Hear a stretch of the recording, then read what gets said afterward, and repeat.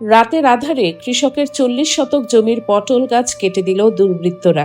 প্রায় ২ লাখ টাকার ক্ষতি। বিস্তারিত থাকছে আবু বক্কর সিদ্দিক স্বপনের ভিডিও প্রতিবেদনে। ঝিনাইদহ সদর উপজেলার ২ নং মধুহাটি ইউনিয়নের যাদবপুর গ্রামে রাতের আঁধারে এক কৃষকের ৪০ শতক জমির পটল গাছ কেটে দিয়েছে দুর্বৃত্তরা। এতে কৃষক গমির মণ্ডলের প্রায় ২ লাখ টাকার ক্ষতি হয়েছে বলে দাবি করা হয়েছে। ক্ষতিগ্রস্ত কৃষক ৬০ বছর বয়সী গমির মণ্ডল যাদবপুর গ্রামের মৃত মহৎ আলী মণ্ডলের ছেলে। তিনি দীর্ঘদিন ধরে কৃষিকাজের মাধ্যমে জীবিকা নির্বাহ করে আসছেন। কৃষক গমির মণ্ডল জানান, এর আগেও একাধিকবার তার বিভিন্ন ফসল শত্রুতাবশত কেটে নষ্ট করা হয়েছে। এইবারও একইভাবে মঙ্গলবার ৪ আগস্ট দিবাগত রাতে কে বা কারা তার ৪০ শতক জমিতে থাকা সম্পূর্ণ পটল গাছ কেটে দেয়।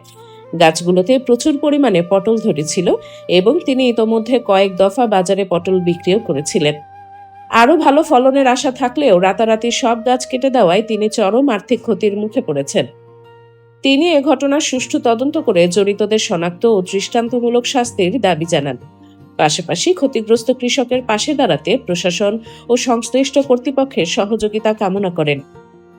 স্থানীয়দের দাবি, কৃষকের ফসল নষ্ট করার এমন ঘটনা অত্যন্ত নিন্দনীয়। তারা দ্রুত দোষীদের আইনের আওতায় এনে শাস্তি নিশ্চিত করার আহ্বান জানিয়েছে।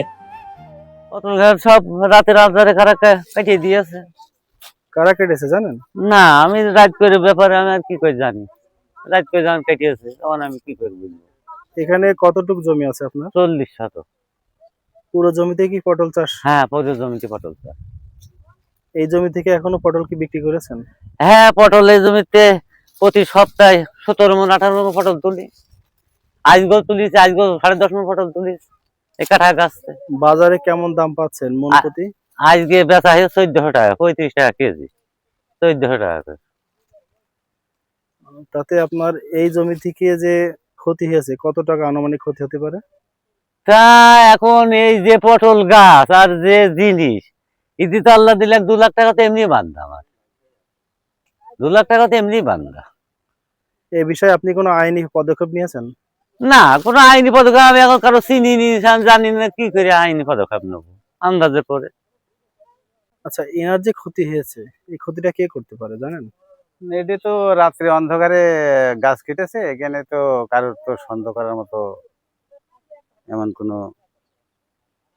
আচ্ছা, এই যে ব্যক্তি চাষি কৃষক, এনার এই ৪০% জমি ছাড়া আর কি কোনো চাষ আছে?